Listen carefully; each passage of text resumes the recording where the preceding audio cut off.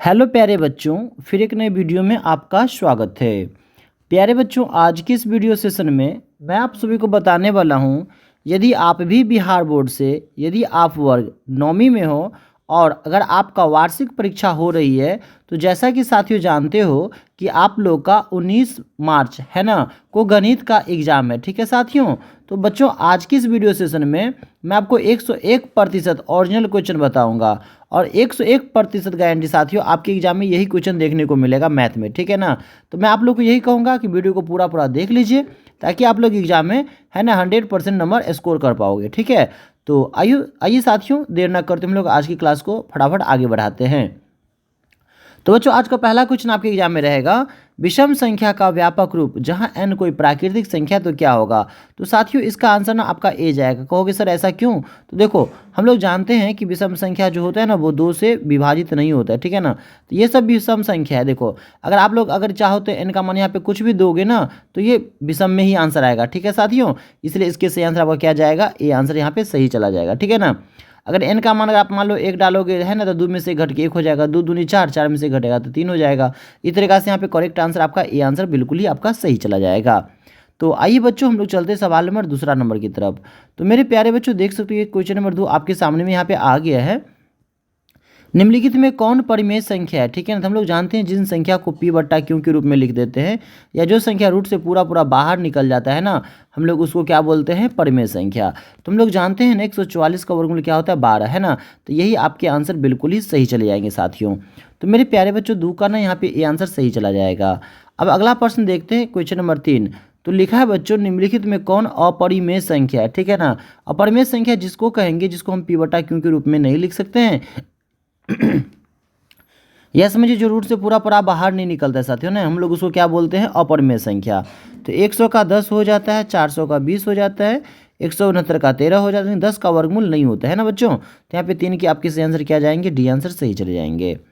तो मेरे प्यारे बच्चों आपका क्वेश्चन नंबर 4 यहाँ पे आ गया, ध्यान देंगे सारे बच्चे।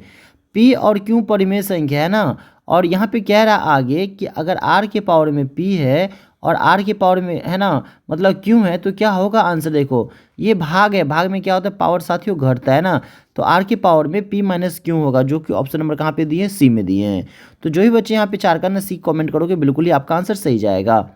तो साथियों 100% आपके एग्जाम में यही क्वेश्चन देखने को मिलेगा। ठीक है ना, अगर आप लोग चाहते हो कि मुझे क्लास 10th में भी आगे इसी तरह का हेल्पफुल मिले तो प्लीज़ आप लोग वीडियो को तो लाइक जरूर कर ही देना, और साथ में अगर आप लोग चैनल पर पहले बार तो चैनल को सब्सक्राइब कर देना साथियों। ठीक है ना, आप लोग वीडियो को जरूर पूरा वॉच कर लीजिए ताकि एग्जाम में कल कोई भी प्रकार का आपको दिक्कत ना होगा। ठीक है ना, यूट्यूब पे 90% सर जो है ना बहुत सारे सर जो है ना मतलब बिल्कुल ही फेक वीडियो डालता है, लेकिन मैं आपको 100% ओरिजिनल वीडियो डाल रहा हूँ। ठीक है ना, 100% आपके एग्जाम में पूरा पूरा यही सवाल देखने को मिलेगा। ठीक है ना, चलिए तो क्वेश्चन नंबर 5 पे ध्यान देंगे सारे बच्चों।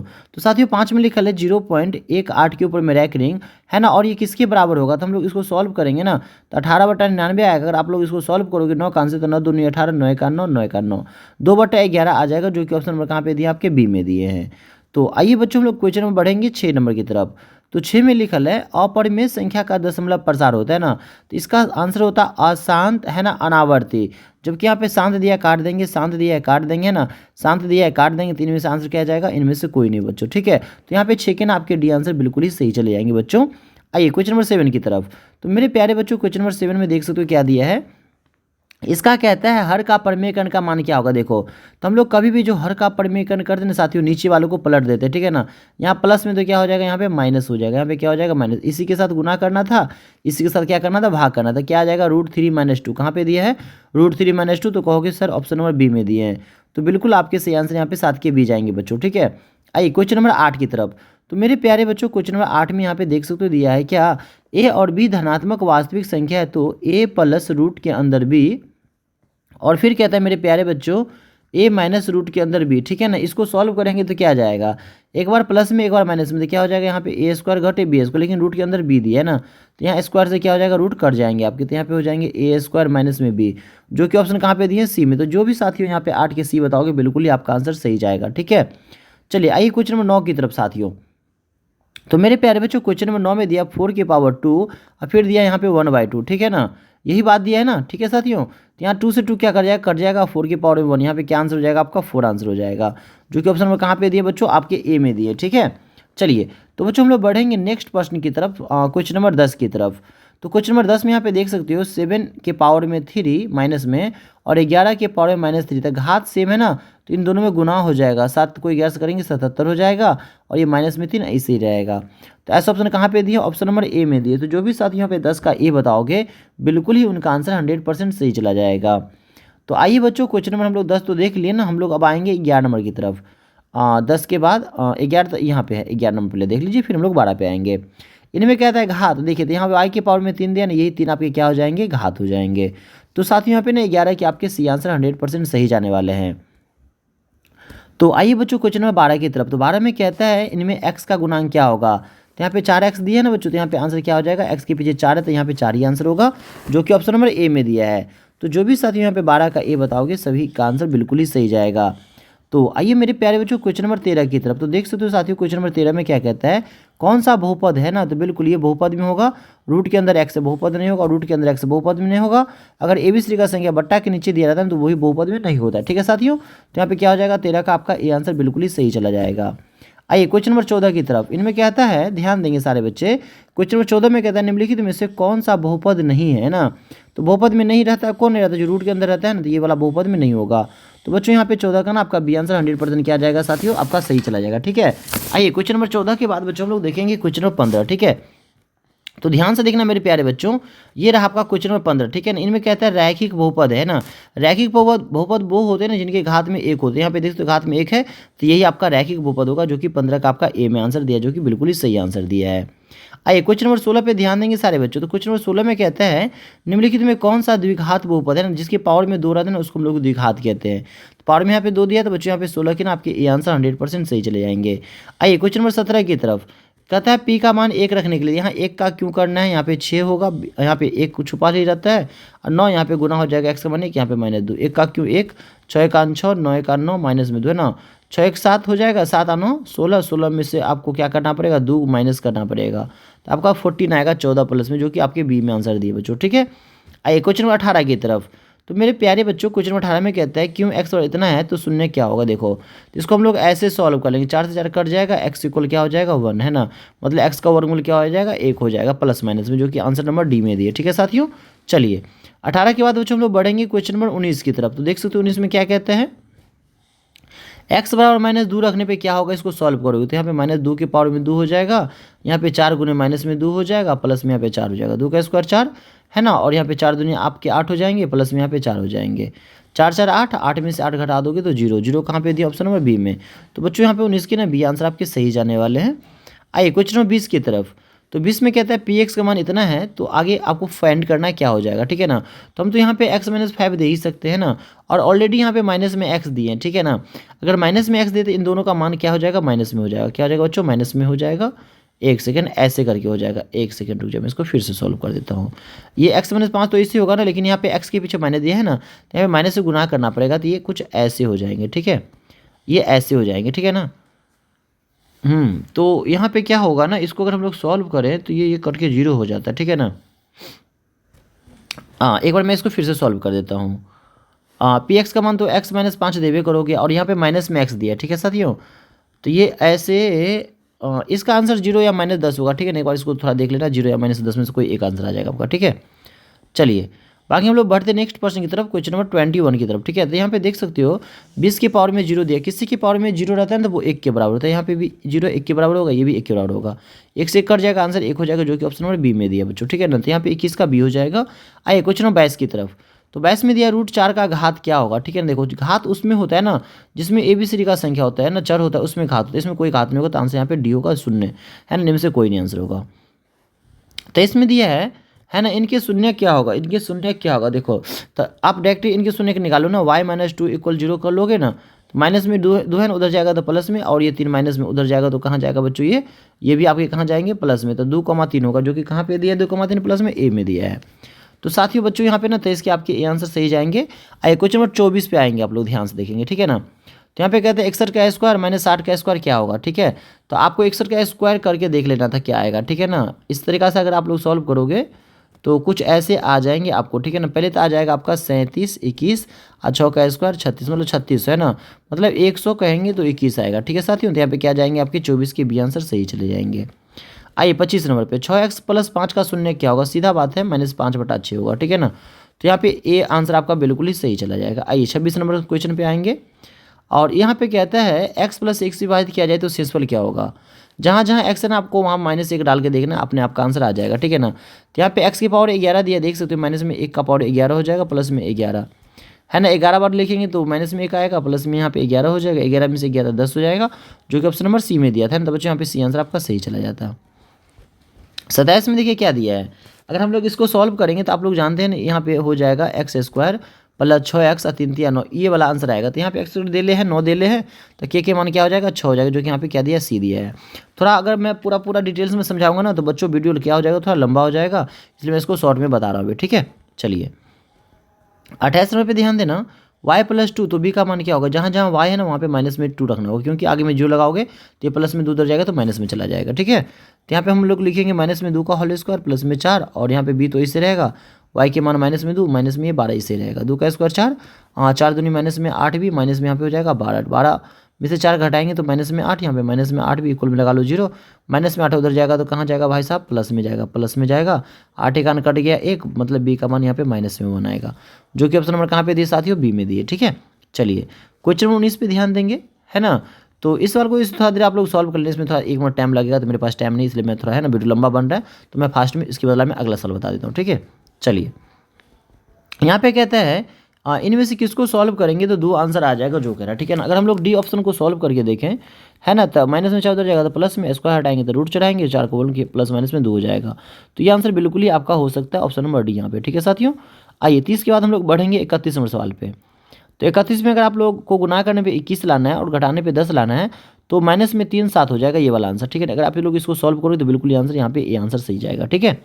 चलिए 32 पे ध्यान देना साथियों, यहाँ पे अगर a प्लस बी का होल स्क्वायर लिखोगे तो A square plus B square plus 2ab, और आगे में माइनस में 2ab दिया, तो माइनस वाला ये कट जाएगा, तो ये वाला आंसर आपका आ जाएगा, जो कि बच्चों यहाँ पे बी में दी था, ठीक है।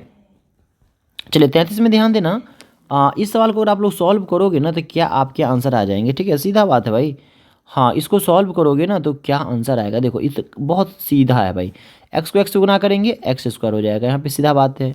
और यहाँ पे फिर उसके बाद क्या है ना कि ए को अगर बी से गुना किया जाएगा तो क्या हो जाएगा यहाँ पे, ठीक है, तो ए माइनस बी हो जाएगा, है ना, ए माइनस बी हो जाएगा, ए माइनस बी हो जाएगा, और ए को बी से गुना करेगा तो ए बी हो जाएगा, माइनस वाला को काट दो, माइनस वाला को काट दो, माइनस वाला को काट दो, ये वाला आंसर आपके बिल्कुल ही क्या जाएंगे, सही जाएंगे। तो बी आंसर जाएंगे 33 के बी, ठीक है ना।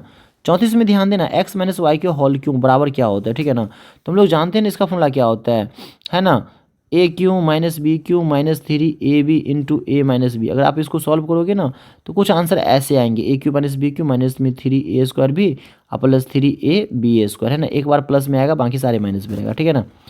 तो आपको यहाँ पे देख सकते हो क्या है 3 ए स्क्वायर बी, है ना, ये प्लस में 3 ए बी स्क्वायर प्लस में, है ना, मतलब वाई स्क्वायर यहाँ प्लस में आएगा, जो देख लेना आप लोग, ठीक है ना। तो वाई स्क्वायर प्लस में यहाँ पे दिया देख सकते हो, बाकी है ना, बाकी सारे के सारे क्या है यहाँ पे गलत दिए, ठीक है बच्चों। तो इसके आंसर हम आपके बी आंसर बिल्कुल ही सही चले जाएंगे, याद रखना आप लोग, ठीक है। आइए 35 पे देखते हैं। तो साथियों 35 का फॉर्मूला है A plus B plus equal 0 है ना, तो A cube plus B cube plus equal 0 है, तो यहाँ फॉर्मूला इसके क्या होते हैं 3abc होते हैं, ठीक है। तो यहाँ पे सी आंसर आपका सही चला जाएगा। 35 के बाद आप लोग सवाल नंबर 36 पे ध्यान देना, किस चतुर्थांश में, देखो माइनस और प्लस, ये माइनस प्लस होते हैं द्वितीय चतुर्थांश में, तो यहाँ पे ये हो जाएगा, प्रथम का होता है प्लस प्लस, ठीक है साथियों, तृतीय का माइनस माइनस, चतुर्थ का होता है प्लस माइनस, इस बात को आप लोग याद रखेंगे, ठीक है। चलिए 36 के बाद आएंगे सवाल नंबर 37 पे, मूल बिंदु के निर्देशांक क्या होते हैं, ठीक है बच्चों। तो मूल बिंदु के निर्देशांक जो होता है ना 0,0 होता है, जो कि आपके ऑप्शन नंबर डी में दी है, ठीक है। चलिए सवाल नंबर 38 पे ध्यान देना, x बराबर -12 का सरल आरेख कैसा होगा, उल्टा कर दो, x का उल्टा y अक्ष के समांतर होगा, ठीक है। 39 पे ध्यान दीजिए, समीकरण 3x प्लस 2y बराबर 12 का आलेख y अक्ष को निम्नलिखित में से, है ना, किस बिंदु पर काटेगा, ठीक है। अच्छा ऐसी बात है तो हम लोग एक काम करते हैं, एक्स वन यहाँ पे 4 डाल के देखते हैं, ठीक है ना। तो 4 तिया क्या हो जाएगा यहाँ पे, 4 तिया यहाँ पे क्या हो जाएगा साथियों 12 हो जाएगा, और प्लस में 2y, तो ये आंसर लगभग नहीं होगा, ठीक है ना। दूसरा ऑप्शन सेट करके देखते हैं, एक्स का मान 0 डाल के देखते हैं हम लोग, है ना, आगे में 12 था तो मेरे को 6 आंसर आना चाहिए, लेकिन ये 4 ये भी गलती हो जाएगा, ठीक है ना। तो यहाँ पे ये आंसर सही जाएगा, डी वाला आंसर। देखिए एक्स का मान हम लोग 0 सेट करेंगे तो यहाँ 3 को 0 से गुना करना पड़ता है ना, आगे में 2y, है ना, और यहाँ पे 6 दोगे तो 6 दूनी यहाँ पे क्या हो जाएगा 12 हो जाएगा, 6 दूनी क्या हो जाएगा बच्चों यहाँ पे 12, और आगे देखिए 12 दिया कि नहीं दिया, तो यही आंसर यहाँ पे क्या जाएगा 39 का आपका डी आंसर सही चला जाएगा साथियों। अब सवाल नंबर 40 पे ध्यान दीजिएगा। x बराबर 7 y बराबर -1 का समीकरण हल करेंगे तो क्या आंसर होगा, इसमें से कौन सा सॉल्व करेंगे तो आंसर हो सकता है आपका, ठीक है ना। एक काम करते हैं, यहाँ पे 7 पंचे 35 है ना, माइनस माइनस प्लस में 1 हो जाएगा, बिल्कुल यहाँ पे डी आंसर आपका सही जाएगा। 40 का डी आंसर नोट कर लेना आप लोग, ठीक है। 41 पे ध्यान देना, 12,0 स्थित है ना, किस बिंदु पे स्थित होगा, तो एक्स अक्ष पर स्थित होगा, इसको आप लोग नोट कर लेना, ठीक है। चलिए 42 में कहता है 10, -15 का y का नियामक होगा, तो y देखो इसको भुज कहते हैं हम लोग, इसी को x कहते हैं। अब y जो है ना यहाँ पे -15, इसको हम लोग कोटि कहते हैं, इसी को हम लोग y नियामक कहते हैं। माइनस में 15 कहाँ दिए, b में, तो बच्चों 42 के यहाँ पे b आंसर सही चले जाएंगे, ठीक है। और 43 पे आना, तृतीय चतुर्थांश का मैंने बताया था दोनों माइनस में होगा, तो दोनों माइनस में एक ही जगह दिया ना बी में, तो यहाँ पे 43 के ना आपके बी आंसर सही चले जाएंगे, ठीक है। आइए सवाल नंबर 44 पे 8, -15 का भुज है, 8 हो जाएगा भुज, ठीक है ना, एक्स को ही हम भुज कहते हैं। आइए सवाल नंबर 45 पे ध्यान दीजिए। एक बिंदु का कोटि धनात्मक होता है ना, देखिए तो प्रथम का तो x और y दोनों प्लस प्लस में होता है, ठीक है ना, और यहाँ पे फिर क्या होता है, द्वितीय का भी प्लस में होता है कोटि, तो प्रथम द्वितीय होगा आंसर, ये जो कि ऑप्शन नंबर ए में दिए हैं। आइए क्वेश्चन नंबर 46 पे ध्यान देंगे सारे लोग। y अक्ष पर स्थित किसी बिंदु का नियामक होता है ना, तो y अक्ष पे क्या होता है, y अक्ष पे क्या होता है, y अक्ष पे क्या होता है ना, भुज 0 होता है, 0, y होगा, जो कि ऑप्शन नंबर आपके सी में दिए, ठीक है। 46 तो देख ही लिए। आइए 47 नंबर सवाल पे ध्यान दीजिएगा। रेखा y बराबर 9 का आलेख निम्नलिखित में से किस बिंदु से गुजरेगा, ठीक है ना, तो देखिए y का जो आलेख 9 गुजरेगा ना, वो इसमें से कौन सा ऑप्शन पे जाएगा, ठीक है ना। देखो तो अगर आप लोग y बराबर 9 लोगे ना, तो ये तो 9 आना ही चाहिए y में आंसर, तो 9 यहाँ पे दिया है ना, ठीक है, तो यहाँ पे क्या जाएंगे आपके सी आंसर सही चले जाएंगे साथियों, ठीक है। 47 देख लिए। 48 में कहता है मूल बिंदु से होकर नहीं गुजरती है, ठीक है ना, निम्नलिखित में कौन सी रेखा मूल बिंदु से होकर नहीं गुजरती है, मूल बिंदु मतलब यहाँ पे 0, 0 से नहीं गुजरना चाहिए जो कह रहा है, ठीक है ना। हाँ तो मूल बिंदु से होकर इसमें से कौन सा है जो नहीं गुजर सकती है, तो इसको सॉल्व करके आपको देखना पड़ेगा, ठीक है। अगर मान लो थोड़ा देर के लिए है ना, इस सवाल को x बराबर 2x बराबर 2y, ठीक है ना, तो x बराबर y हो जाएगा ना, तो मतलब समथिंग यहाँ पे सी आंसर आपका सही जाएगा लगभग, ठीक है। चलिए बाकी अगला सवाल में आप लोग ध्यान देना, 49 पे ध्यान देना। 10,5 की x अक्ष से दूरी क्या होता है, x अक्ष से दूरी कोटि है ना, x अक्ष से दूरी कोटि होता है, मतलब y का मान क्या हो जाएगा 5, 5 कहाँ दिए b में, तो बच्चों यहाँ पे 49 के बी आंसर आपके सही चले जाएंगे, ठीक है। अब 50वें सवाल पे ध्यान देना। 4x + 7y बराबर k और 0,4, तो k का मान क्या होगा, मतलब x का मान 0 डालना है आपको, है ना, और y का मान आपको क्या डालना है बच्चों, यहाँ पे 4 डालना है। सॉल्व करके देखना बन जाएगा आंसर।